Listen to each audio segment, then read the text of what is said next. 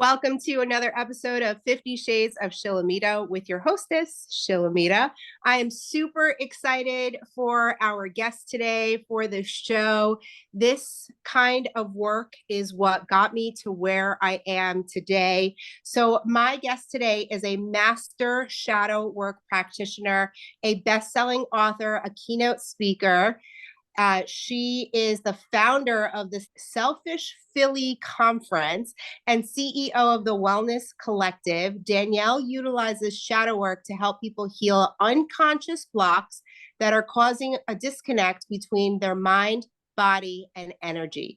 Danielle has written for and been featured in New York Magazine, The Cut, Shape Magazine, The Huffington Post, and BuzzFeed, and is a frequent guest on talk shows, major news outlets, and high-ranking podcasts. She is the creator of the Shadow Seekers Journal, the most highly sought out after shadow work journal on the market.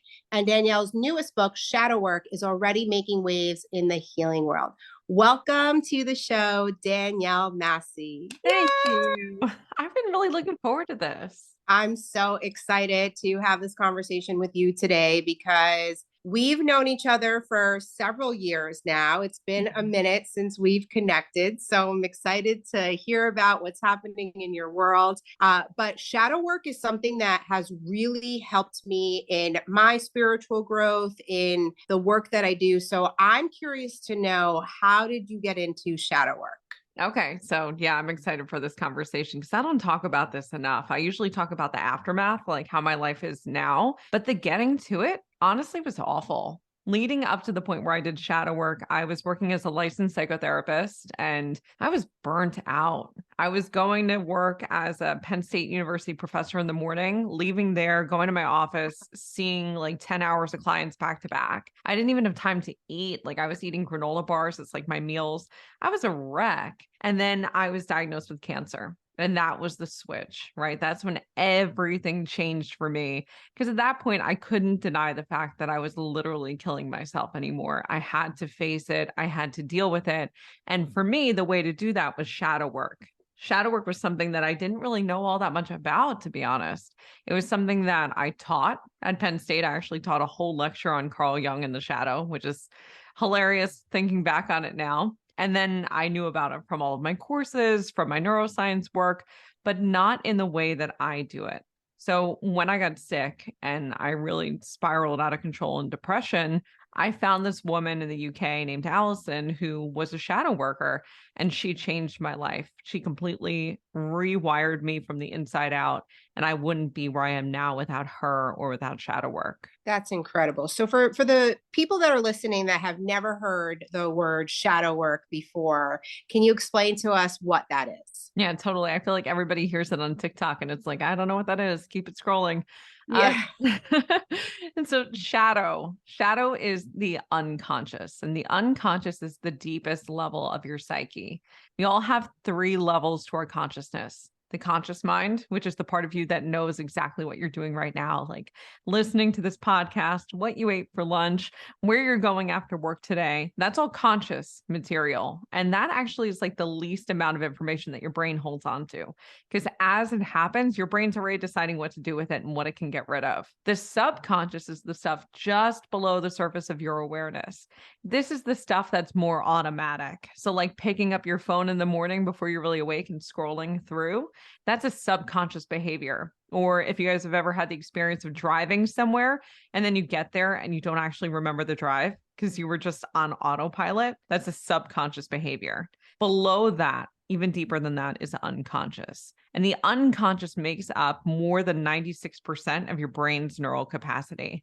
It's everything you have ever experienced. Your brain is holding on to that information, kind of like a filing cabinet that's like dusty in the corner somewhere. There's so much stuff there and you have no idea what it is, but it actually dictates everything about who you are and how you show up in the world. So shadow work is the process of going into that stuff to pull it out intentionally. And when we pull it out on purpose and really deal with those things one by one, we create massive amounts of change. We're literally rewiring your brain. We're changing the way that your body responds to things in the moment. And we're changing all the chemical reactions in your body. So the emotions that you feel, and also those physiological reactions, the chemicals that happen with those, we can de-stress you and switch you from fight, flight, freeze, or fawn into rest and digest, which is how we stay healthy, or one of the ways. Yeah. Fight and flight is something that I know all too well. It was a state of mind that I lived in for years and years and years. I don't even really remember what my life was like prior to fight or flight. And now I'm living through a place in my life where I'm so calm and I feel so safe in my body. And I'm finding myself going through cycles of sabotage right now because I don't even know how to live without suffering. Right. Yeah. I have a So friend, Carolyn Elliott. She's the author of Existential Kink. And she and I talk about this constantly because her book is about shadow work, but she really talks about how we get off in some weird, twisted way on our misery. We really yeah, do. Every one of us yeah. has that natural pull because we do what we know. Right. Because the knowing is the comfort zone, right? So you're in a comfort zone of misery, of suffering, of pain, of trauma, of not feeling loved and all the negative things. And it's like hard to step out to the other side, right? So it's kind of where I'm living right now, where I'm in such a good place because the reason why is because I've done shadow seekers with Danielle. I've done Danielle's courses. I've done one-on-one work with Danielle. And literally through COVID, I felt like I was living in my shadows, trying to heal it because it was a really tumultuous time for me. And I was being canceled and people didn't understand me. And, it was just like such a tough time. And so Danielle suggested that I do this shadow work. And when I went into my shadows, what did I see? I saw lifetime after lifetime after lifetime of the same stuff, of me being a truth seeker, of me being a truth teller, of me being burned at the stake, crucified, beheaded. I mean, in every life, it was so traumatic. Yep. And then I'm like, okay, in modern day America, nobody's going to burn me, even though it felt like I was being burned. Right. Nobody's going to crucify me. Nobody's going to behead me. Right. And it's like, it was just becoming safer and safer to be me, knowing that those things that happened that were trapped in my subconscious in my body in all the things that I knew weren't actually reality. Right. Yeah. And we recreate that over and over again throughout every time that we're here. And it goes into every fiber of our being. Like we literally create the same circumstances over and over. My daughter is actually going through this right now, and she's only 8 years old, where I've done some past life work with her, and she's had a lot of the same stuff. And now with her friends, when she like points out the very obvious inadequacies and she like names them and makes everybody face them, they kind of cancel her. And they're Yeah. only 8. It's unbelievable how early it starts. Yeah, no, I see it with my children too. My middle guy, he suffers. I mean, he's been great this past year. He's 9 years old now. So I feel like something happens, right? Like women cycle through 7, boys cycle through 8. So Mhm. he's 9 now. So I feel like we've gone through a full cycle with him. And now I'm starting to see the shift and the change. But for years, we would lay in bed at night. We would listen to him cry himself to sleep and he would just torture himself, and like we are a house of love. We are really grateful people. I do the work, right? It's like I'm so connected, and to watch him suffer so badly. And we come into this life with karma. Mhm. And what people don't realize is we come here with a lot of corrections to do. It's why we are alive. And as weird as this may sound, or, for people who are hearing this for the very first time, it is a little weird, right? But we are all kind of weird. And when we can accept our weirdness, it makes this life so much easier to live. It's true. And I was just thinking to myself, I used to be one of those people, right? My background's in cognitive neuroscience. I was always someone who was like very factual. If you can prove it, if there's research behind it, then I can believe it and I can get with it. And it's funny now, almost like looking back on the person that I was, say, 10 years ago versus where I am now. I would have hated me because of all the things that I do and the things that I talk about. But sometimes you really can't doubt the proof that's there. And there are so many incredible authors who talk about this karma and the things that come through over and over. And have actually done a lot of research on it to show like we can prove that past life stuff is legit. And I know you Yeah. feel it and I feel it because sometimes it doesn't make sense where something's triggering you and there's no reason it should be triggering you, not from this lifetime at least. And then you actually start to look back and you understand, like, oh, that's where it's from. And everything clicks and it Yeah. makes sense. Totally. Listen, it was in my past life work that I feel that I healed a lifetime that led me to Ben, right? My lover, my partner, my soulmate, for those of you that are new to the show. And I went to a mind, body, spirit expo. It was a group past life thing. I had never done one before. I was like, hey, let me do this. And next thing I know, it's my wedding day. And I'm a guy. I was probably 17, 18 years old. It was my wedding day. My wife was walking towards me and she got shot in front of me. It was like so traumatic. And I remember sitting in this room and I'm like sobbing. And the person is like leading us through this, past life regression. And he was like, you have to forgive whatever it is that you're seeing. And so I forgave. And literally 2 days later, I met Ben and I was like, oh my God. I mean, it took me a while to realize it, but I'm like, you had to be the woman in that regression. Like, I had to heal that experience in order to be able to call you in. Mm-hmm. And it's That was so wild. I've had many experiences just like that. And it's amazing to be this connected. I went for a homeopathy appointment yesterday, and the things that were coming out of my mouth, thank God that this woman is like so aware and conscious. And I'm like, is this weird? I'm like, am I being weird? She's like, no, she's like, it's not weird. She's like, but I don't normally find people who are so like aware and yeah. conscious and awake as you are. And so that was pretty interesting.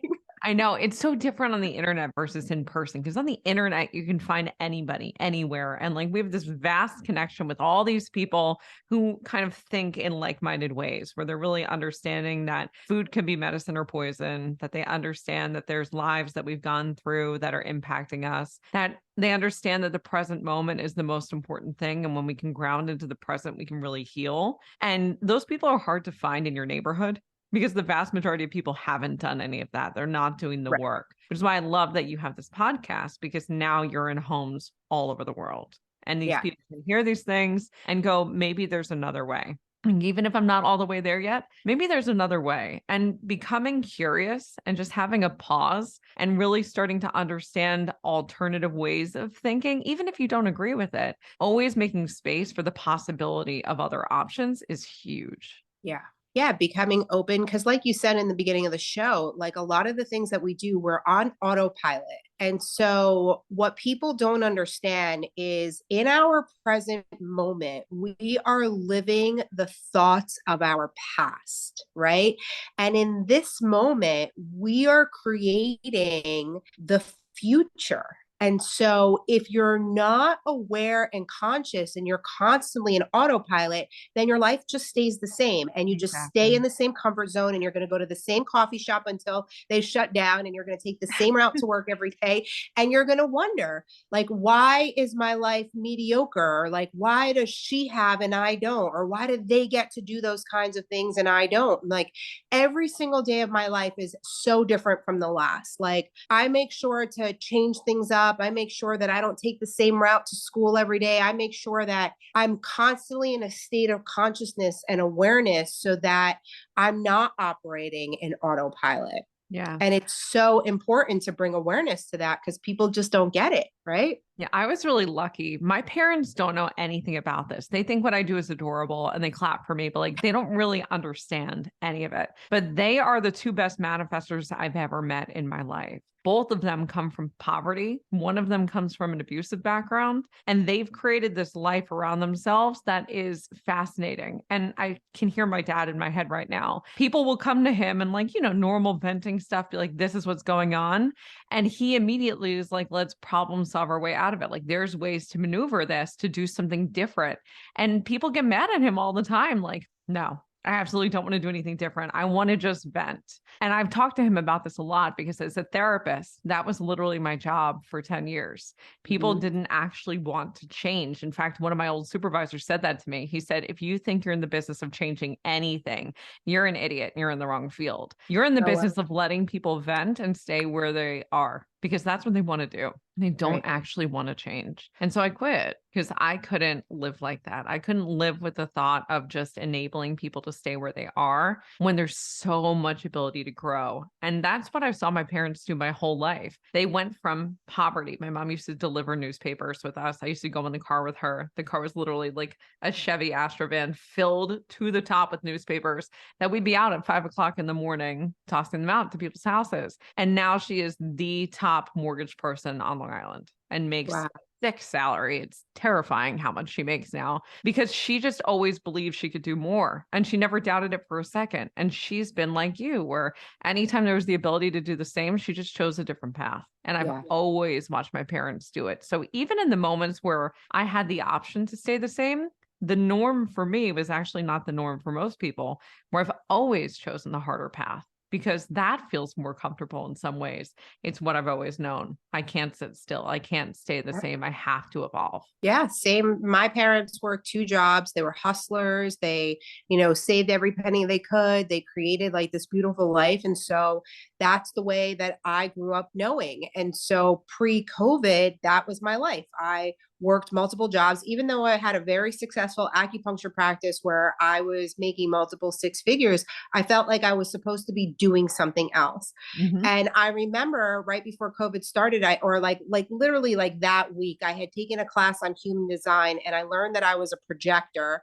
And I was told to take a nap in the middle of the day. And I was like, No, this is crazy. I was like, have you guys gotten mad? And I literally almost had a panic attack on that call. I'm like, I cannot take a nap in the middle of the day. And they're like, okay, you don't have to take a nap, but you have to take a break. And I'm like, take a break?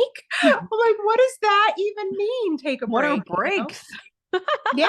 And so last year, before I retired as an acupuncturist, and by the way, part of the reason why I retired is the same thing. It's like people came to me week after week after week, and they didn't want to do the work, not Mhm. for everybody, but for a lot of people, they didn't want to do the work. They just kept wanting to come and having me fix them. Right. Right. Let this be a band-aid. Yep. And I remember I went to my husband's office and his brother came in because they worked together and he was like, hey, you want to go to lunch today? And I was so triggered in that moment. And I'm like, this is what you do at work all day? You go to lunch? How And dare then, you? yeah, like, and then I had to go home and like sit with myself. And I'm like, why does this bother you so much? Like, they need to eat. Why is this like a big deal?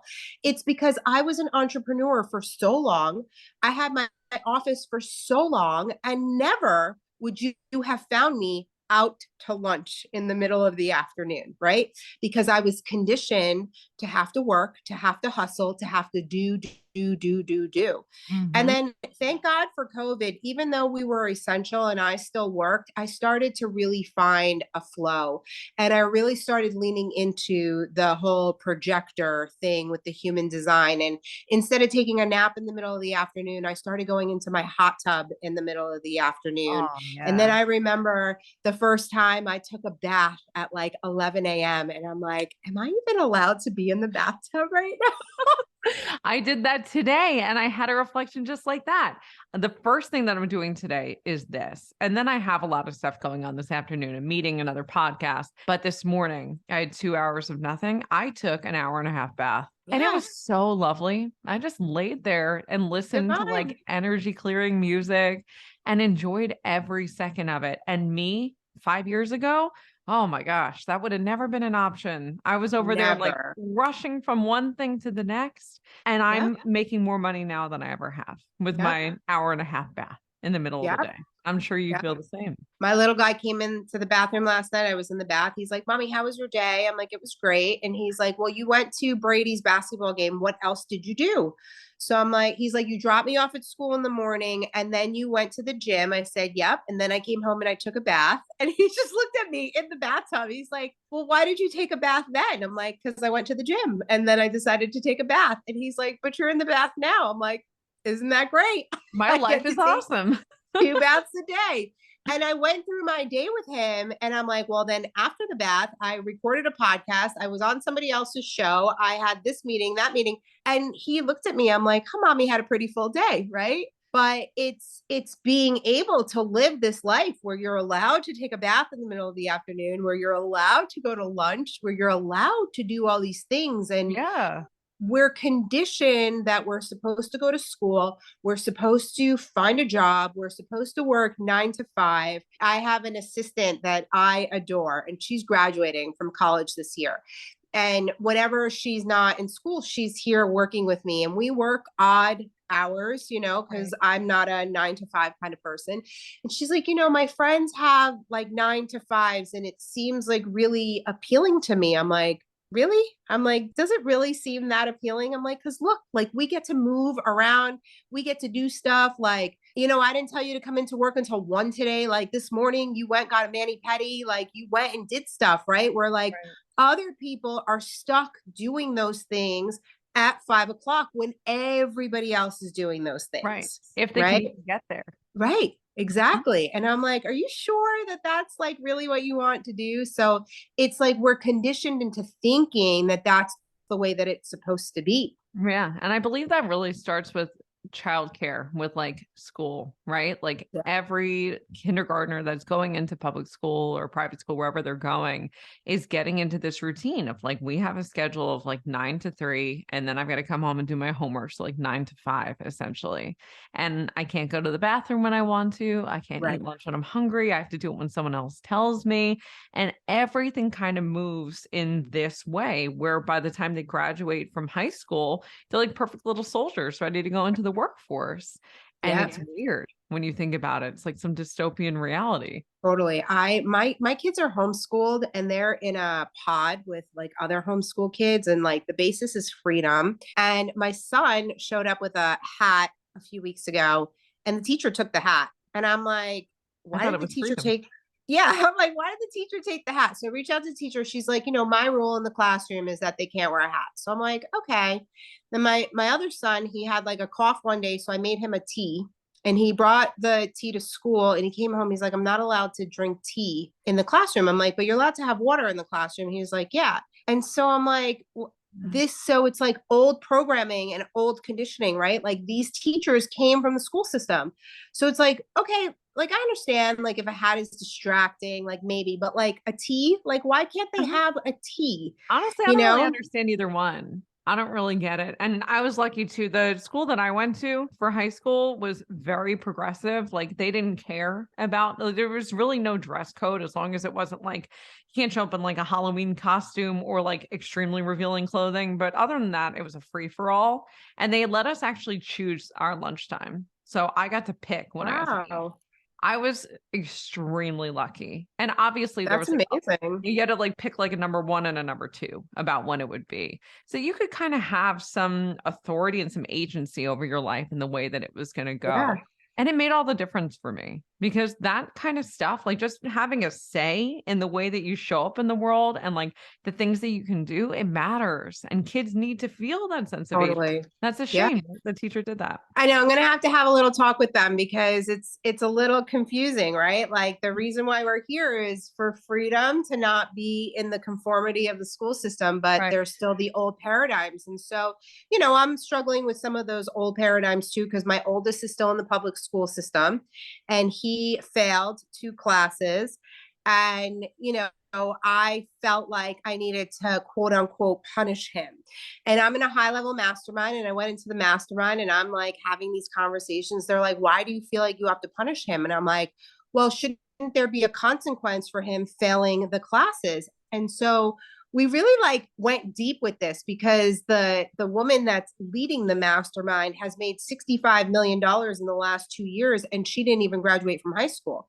Mm-hmm. So it's like, okay, do these classes really matter? Does the failing really matter? Right? Like, but we're in this programming and conditioning, like you do poorly, you get in trouble. You Right. speak out, you get in trouble. You do this, you get in trouble. So I'm like, okay, I'm not going to punish him. I'm not going to punish him. I'm going to Good. we're going to talk through this Okay. and we're going to try to change the habit so that he tries harder, right? And it's like, it's a struggle. It's a struggle being a parent, having Yeah. like these ideas and thoughts that don't go with the conformity and the conditioning, and then like still having to send your children in that situation, because I have a custody situation with him. So I mean, if I really wanted to fight it, I could, but we're almost at the end, so it's not worth it at this point. No, it really isn't. And it's hard being a parent. It honestly, it's really hard. And it makes it even harder when you've done the work yourself, because we do this thing when you've done the work yourself, we do something called metacognition, where you think about your thoughts. Whereas most people just have thoughts and they don't really give them a second glance. So if you're thinking about all your thoughts and you're thinking about your behaviors and you're thinking about how you're showing up, and then you have kids, you're not just doing it for you, you're doing it for everybody. And Yeah. that is a lot of mental load to carry. Like Yeah. thinking about, okay, your son just had this experience at school. What might he be going through that's causing that? Like, what are the Right. underlying factors? What's the backbeat? What's the relationship like with the teacher in that classroom? Is that a subject that he's just not really adept in, which is fine because we can't all be amazing at everything. He's Yeah. going to go on to be a rock star in so many other ways. So having to think about all these different layers and then decide what to do about it takes a lot of mental energy. And I think it's more even that most of us are prepared to deal with, because this is new. Nobody was doing this. Our parents weren't doing this for us. No. You're just getting sent to your room. And like I had a house phone in my room. They'd unplug my house phone and keep it. And like that was the Yeah. punishment. Well, It's a so different here's the world. thing is that the punishment punishes me, right? If I take away his phone, that punishes me. If Yep. I, take away the gym, that punishes me. It's like every punishment I would do for him actually punishes me in return. So it doesn't even make sense. But Nope. it's like reprogramming the conditioning. It's hard. You know what I It's like to do? This is like an old psychology trick, actually. There's rewards and there's punishments in like a cognitive behavioral world. And it's been found through all the research that rewards actually motivate people more than punishments. So when my kids do something bad, I give them the opportunity for a reward. How can we correct it? And I'll give you something good for the correction. So we make sure the bad thing doesn't happen again. So that's how we can shift them in a way that's more positive without having to dwell on the negative, because we're humans. We're going to make mistakes. We're going to have shit things happen. But how can we get ourselves back on track in a way that doesn't overwhelm the nervous system and, in fact, kind of excites it? wow, yeah. So I want to go back to you having cancer, because I think that that's something really important right now, that 1 in 2 are going to have cancer. That's actually the statistic right now.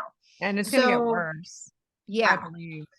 So I'm wondering, how did you find out? How old were you? Because you're so young. Like, how did all of this happen?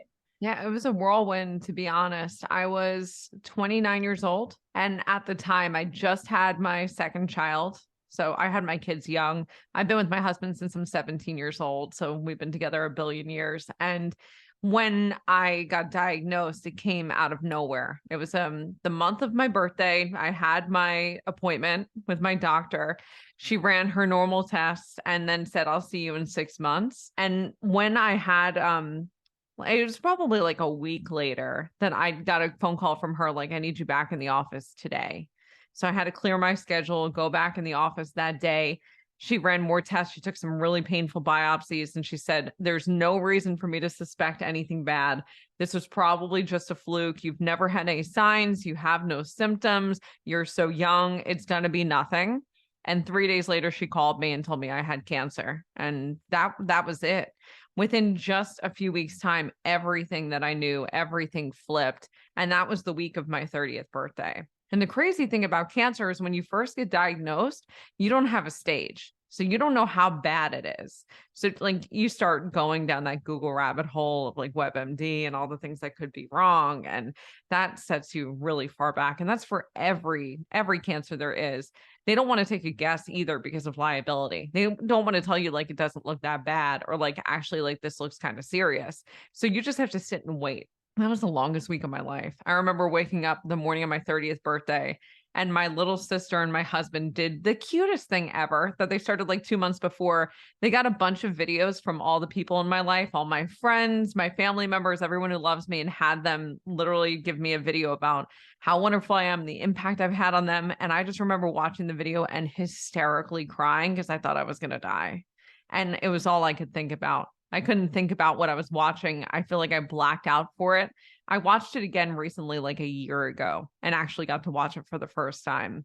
At the time, I wasn't present. I was somewhere else entirely. What a story. It was crazy. And it came out of nowhere. And that's the Nowhere. hardest part. There was no signs, no symptoms. I'd never had anything wrong before leading up to that point. And with any kind of cancer, there's usually a slew of warning signs before they catch it. So on the one hand, I was incredibly lucky. And on the other hand, very unlucky because the type of cancer that I had, cervical cancer, tends to progress extremely slowly, where over the course of 5 years, you'll have abnormal pap smears, you'll have biopsies that come back as like semi-abnormal, you can have some minor procedures done. I went from 0 to 100, and there was no reason why it happened. So how did you heal from it? Is everything okay now? Do you go back for regular checkups? And Yeah, all the above. So with me, when the diagnosis happened, they wanted to act really fast, especially since I already had 2 kids. They were extremely aggressive. And one of my big regrets, since I was only newly 30 at the time, is that I didn't take it slower and get second opinions and even take like a period of 6 months to try and heal myself a little bit on my yeah, own.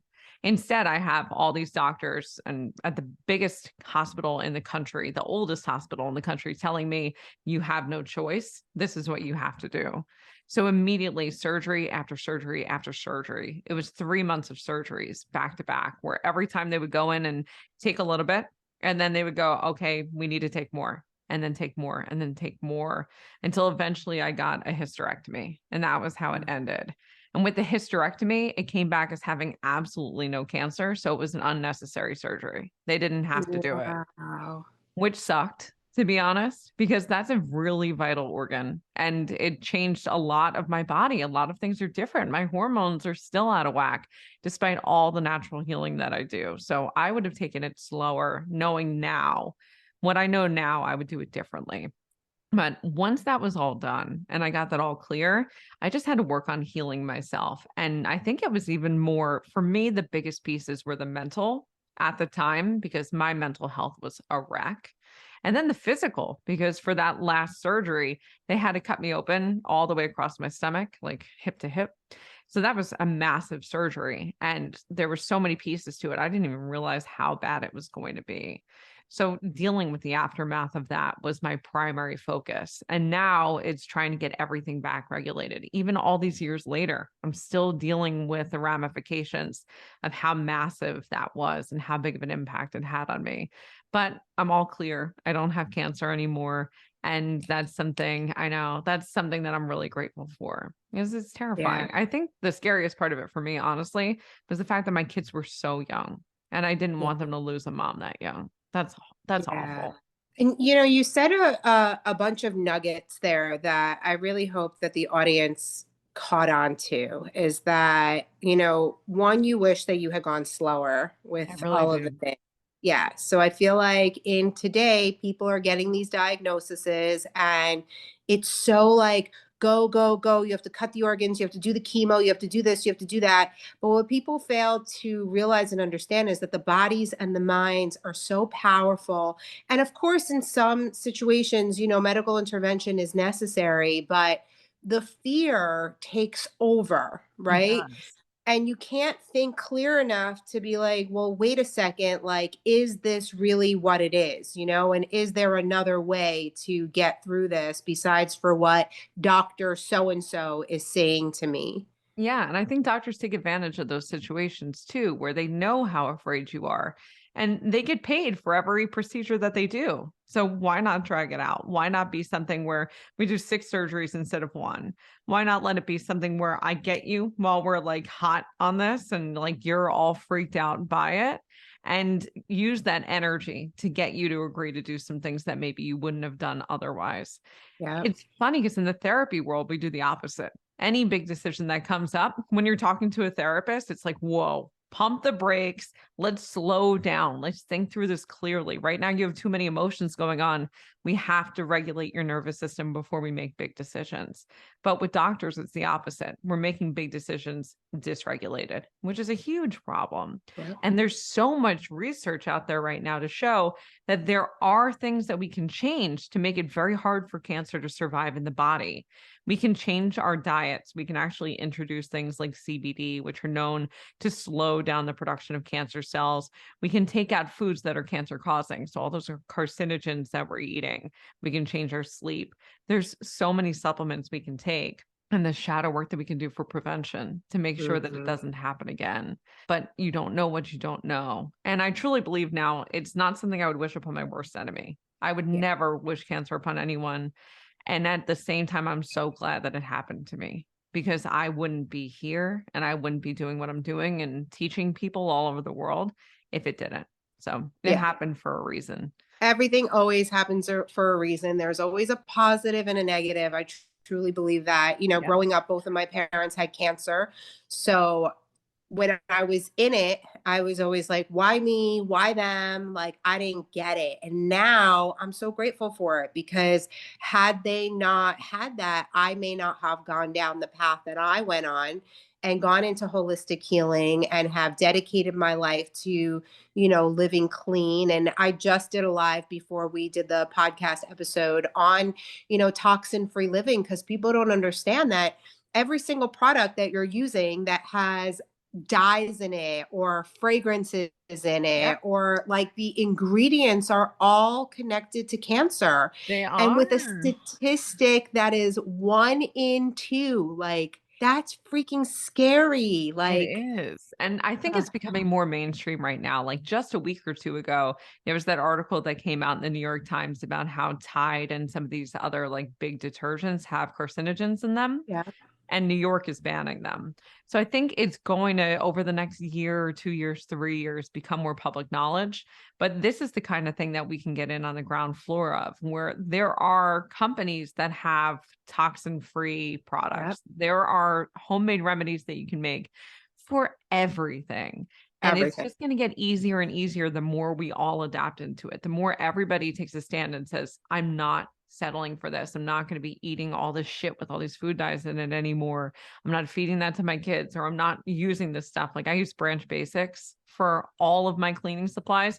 It smells like nothing because there's no fragrance in it. And my mother-in-law, who's in her 60s, is like, it never smells like fresh in here. And I'm like, because I don't have Glade plugins that are going to make us all die. Because I'm not cleaning with shit that's literally just chemicals to make everything smell nice. Like I'm not doing that because I love us. I love our health and I'm not willing to sacrifice it. I just won't. I agree 100%. I rep a company called Pure Haven. And I said that last year we did like this toxic swap thing. And I thought prior to Pure Haven that I lived very clean. I've been an acupuncturist for a long time into holistic healing. But when I was doing the toxic swap, I was literally getting rid of boxes of stuff because what we don't realize is that we become brand loyal. Right? Yes, we do. So I was buying Dove soap by the case because there's so many of us in the house. And I didn't even realize that Dove soap is so bad for you, right? So bad. It's so bad for you. And so when I was doing the toxic swap, because I buy in cases, I kept like one of everything, right? I kept like one dry shampoo. I kept one Head and Shoulders because I'm like, I'm going to bring in all this toxin free stuff and everybody's going to hate it. And then we're going to have to switch back. But then I was like, no, you're going to hold your ground and we're just going to keep trying until everybody finds something that they love. That's right. And so last month I did like a total clean out and all the like one extras that I kept of everything finally got rid of all that stuff. But it's really like, like the stuff that people use on their body, like Bath and Body Works, they actually have a cancer sheet. Like there is actually a warning sheet that says these products should not be used on pregnant women. These products should not be used by XYZ. And it's like, people don't know, right? Yeah. Like nobody's looking for, you have to actually look for that kind of stuff. That's not like the sign in the window when you first walk in, right? And we have blind loyalty and we trust too Yeah. much, I believe. I really do. You know, oh my gosh, who is it? Michelle Pfeiffer just came out talking about all this stuff that she actually was having some illness things, like her hormones were all out of whack. And she Yeah. started looking into all the chemicals and everything and was like, what am I doing to myself? And she just made her own company. I think it's called Henry Rose, where everything's like toxin free. And she's like, we need to wake up. Like, we need to understand that we're all getting sick and we're doing it to ourselves by not being investigative and like not really taking the time to look and understand the impact that all these things that we're blindly trusting are having on us. I had an experience last year that I went to an essential oil company that I trusted very much. I went to their factory, and one of the leaders sat me down and she told me that she was having a lot of health issues. And so when we were at her house, she had this vitamin container. There were like all these little drawers with like probiotic and a every day and all this stuff. And so nothing had a label on it, but people were just blindly taking it, right? Because they trusted her. And so when I went home, I started looking through some of the ingredients on the things that she was taking every day, and I was shocked. Mm-hmm. Like, I was completely shocked. And I reached out to, my upline in that company and I said, "Hey, like, have you ever taken a look at the ingredients on these products?" And she was like, "Oh yeah." She's like, "I don't use any of that stuff, nor do I push it. I only use the essential oils." And I'm like, but if they're doing this to these products, Right. what What are about they the doing to everything oil? else? Yeah. And so, like, with the blind trust, it's like a company will bring you in with one product Mm-hmm. and then they start adding all this other stuff. And Yeah. it's like, when you Yeah. actually look at the ingredients, it's horrifying. I remember when you told me you were going with that company. This is like a conversation like right at the start where you're like, I'm about to go, I'm going on this trip. And I thought to myself, like, oh, I just got a bad feeling, man. Cause like I don't trust, I have little trust now, little to none in anything. Like if it's not somebody literally like pulling these herbs from their garden and I can see the Yeah. garden and like know what's going in it, I don't trust it. So like I get my oils literally from this place in Glastonbury where they grow everything in their garden and they extract the oils themselves. And then I get my bath watch from these two little witches who live in the town over from me, who I'm obsessed with, that I've gone to visit their garden and I watch the process of it and I trust them because I Yeah. know the quality that they put into it and the care that they put into it. That's where I'm getting all my stuff from these days. And Yeah. it's more expensive, honestly, and it takes more Totally. time. Like you can't just go to the supermarket and buy that stuff. I have to make an extra Nope. trip and go to them. Yep. And like I get my eggs from the farmer up the street from me. I literally Yep. moved out of Philadelphia into the woods so I'd have these kind of options. And that's not something that I've always been able to afford. So everybody, like the thing that sucks the most about it is it's like not accessible to everybody, but there are things you can do yourself. There are things that you can start to do, some changes Totally. that you can make that are going to have an immediate impact on your life if you're willing to let yourself be a little bit inconvenienced by that, because it really is a convenience thing for so many of us. You can go to Costco and Totally. buy a gigantic thing of Dove soap, but you can't do that with the homemade things. And there are companies that you can find these. You can find them online. Terra Essentials is one that I love. She's huge on TikTok now, but she started as this like teeny little brand. She's a chemist and she makes everything and she shows the process. She shows you everything that's going into it. It's completely transparent. That has to be the way things move. Yeah, totally. So, Danielle, when people want to work with you, are you doing one-to-one now? Are you still doing your group work? Tell us how we can find you and work with you for the shadow work. So I don't do one-to-one work anymore. I'm a little busy, which is fine. I have some incredible women who've come through my programs who offer one-to-one shadow work, and I personally train them. And for me, it's group work. So you can join my group programs. Create Your Light Academy is my group program that Shill did a couple of years ago. And Yeah. Create Your Light takes you through 8 weeks of shadow work. I also have a shadow work practitioner program that I run once a year, and that trains people how to become trauma-informed shadow workers. And I modeled that off of my old classes that I used to teach at Penn State, where I taught abnormal psychology and cognitive neuroscience for child development. It's modeled exactly the same and a lot of the same materials, because you need to understand the impact of trauma on people in order to help them do their shadow work. I also have other courses like Writers Academy that teach you how to become a best-selling author, just like like me, because there is a bit of a formula to it. And there's a lot of Mhm. insider information that you don't know until you know. So that's all loaded in there too. And then finally, if anybody is local to the Philadelphia area, I have the Selfish Philly conference. And that is literally a day of everything you and I have been talking about today, where I bring all of the best self-care and holistic resources into one space. And this year we partnered with the W Hotel. So it's going to be incredible. And I can't wait for that. That'll be on September 17th. I saw that, and I'm going to try and come this year because it Better looks come. very exciting. Maybe even I will get a booth or speak if that's an opportunity. But I was just looking because I literally have your Shadow Seeker journal somewhere on this desk. I love it. That is available on Amazon. Do you have that on your website as well? Yep, everything's on my website. If you go to I am Danielle Massi. So I am Danielle Massi. It's also the same for my usernames on every social media platform: Pinterest, YouTube, TikTok, Instagram. It's always I am Danielle Massi. Feel free to ask me any questions. I'm always in my DMs answering those, or on TikTok. If you ask questions right on one of my old videos, I'll make you a video response. That's amazing. Danielle, thank you so much for taking the time with me today. It was so great catching up with you. I I love you so know. much. You've been such an integral part of my healing, and I'm excited to share you with my audience. For those of you that are new to the show, welcome. My name is Shilamida. You can also find me all over social media by spelling my name correctly. It's Shilamida. There are no E's in my name. My website is shilamida.com. The show is 50 Shades of Shilamida with a number on social. So you can find me on Instagram at 50 Shades of Shilamida. If you're listening to the podcast version of this, there is also a YouTube channel, 50 Shades of Shilamida, where all the shows get streamed there. You can find me on Facebook. I am the Pinterest queen, so you can look for Shilamida on Pinterest. I love to party and decorate and do all the things, so I spend a lot of time there. I want to thank you so much for joining us today. Please like and share the show. If you found this valuable, share it with a friend.